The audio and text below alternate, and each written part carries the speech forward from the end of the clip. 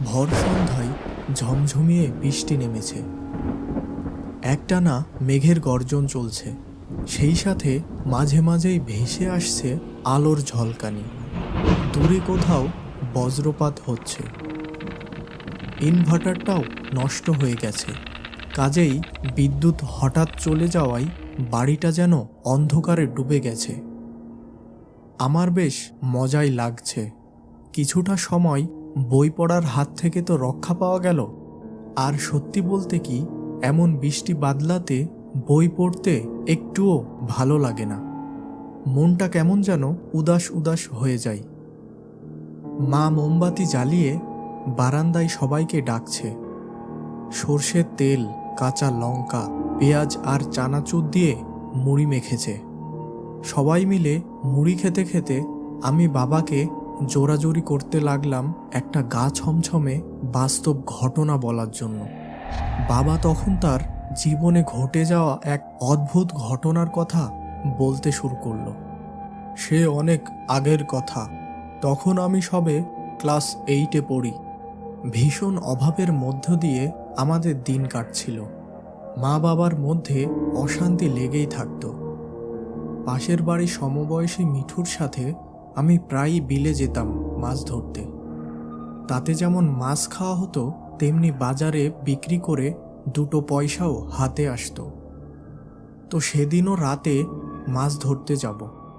কথা ছিল মিঠু এসে আমাকে ডেকে নিয়ে যাবে ভোর 3টের দিকে। দিনের বেলায় আমরা বড়শি, কেঁচো সব জোগাড় করে রাখলাম। ওই দিন রাতের বেলা ঘুমিয়ে আছি। হঠাৎ করে ঘুম ভেঙে গেল। বাড়িতে কোনো ঘড়িও নেই যে সময় কত হয়েছে তা জানতে পারবো। অনেক দূর থেকে যেন মোরগের ডাক ভেসে আসছে। আমি ভাবলাম ভোর হয়ে গেছে। মাছ ধরার সকল সরঞ্জাম নিয়ে তাড়াতাড়ি বেরিয়ে পড়লাম মিঠুদের বাড়ির উদ্দেশ্যে। মিঠুদের বাড়িতে গিয়ে অনেক ডাকাডাকি করেও মিঠু, এই মিঠু, কোনো সাড়া পেলাম না। ভাবলাম ভোর হয়ে এসেছে দেখে মিঠু তাড়াহুড়োই আমাকে ডাকতে ভুলে গেছে হয়তো। মিঠুর উপর খুব রাগ হলো। একাই হাঁটা শুরু করলাম বিলের দিকে। তখন শ্রাবণ মাসের প্রায় শেষের দিক। নিকষ কালো মেঘের ফাঁকে উকি দেওয়া দ্বাদশীর ভাঙা চাঁদের আলোয় চারিদিক ঝকমক করছে। কাজেই রাত না ভোর তা বোঝার কোনো উপায় নেই। আশপাশ থেকে ঝিঝি পোকার ডাক ছাড়া আর কোনো প্রকার শব্দই শোনা যাচ্ছে না। বিলে পৌঁছানোর পর আমাদের পূর্ব নির্ধারিত জায়গায় মিঠুকে দেখতে না পেয়ে খানিকটা অবাক হলাম। তারপরেই মনে হলো সে হয়তো আশেপাশে অন্য কোথাও বড়শি পেতেছে। বার দুয়েক মিঠু মিঠু করে চিৎকার করলাম, মিঠু, এই মিঠু, কিন্তু কোনো উত্তর পেলাম না। আমার কথাই ফাঁকা বিলের জলে প্রতিধ্বনি হতে লাগলো।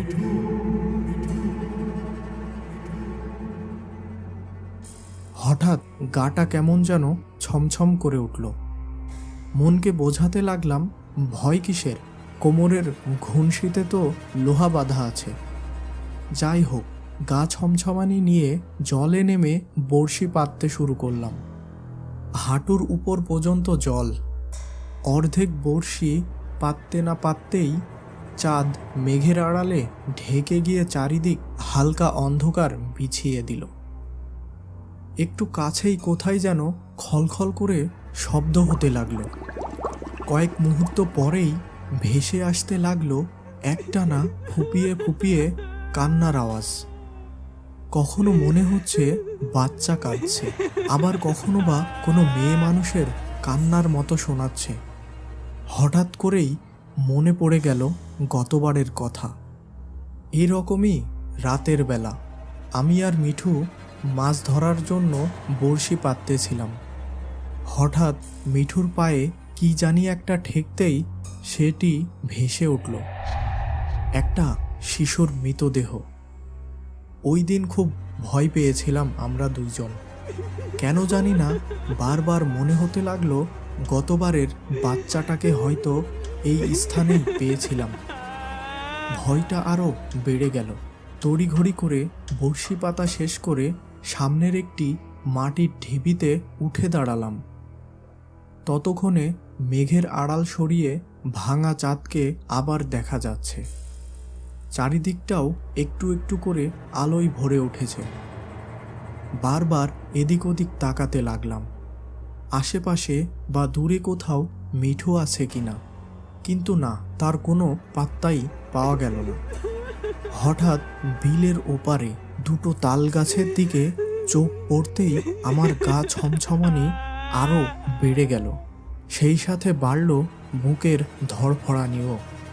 তাল গাছের মাথা দুটো যেন একসাথে নুয়ে পড়েছে এবং তার উপর কে যেন সাদা ধবধবে শাড়ি পরে বসে আছে। তার চেহারা দেখা যাচ্ছে না, লম্বা সাদা চুল সম্পূর্ণ মুখ ঢেকে রেখেছে। আর ওই দিক থেকেই ভেসে আসছে সেই একটানা কান্নার আওয়াজ। আমি সেদিক থেকে কিছুতেই নিজের চোখ সরাতে পারছিলাম না।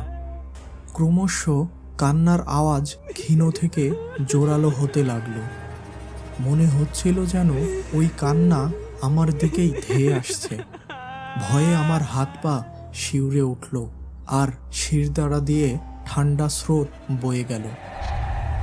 আমার গলা শুকিয়ে কাঠ, চিৎকার করব সে ক্ষমতাও নেই আর।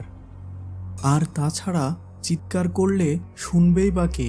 আমার বুকের ধড়ফড়ানির আওয়াজও আমি স্পষ্ট শুনতে পাচ্ছিলাম।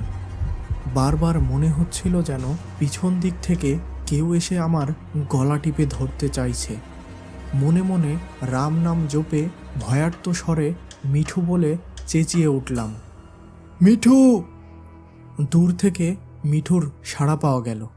খানিক বাদে মিঠুকেও দেখতে পেলাম।